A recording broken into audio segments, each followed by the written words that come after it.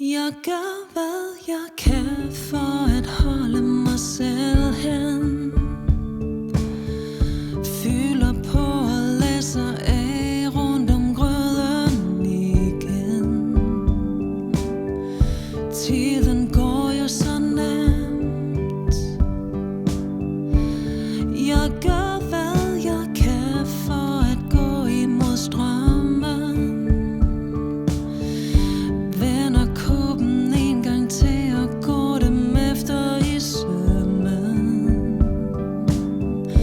De der lever i drømmen. Men hvordan skal vi nå dertil en dag, hvor vi synes vi har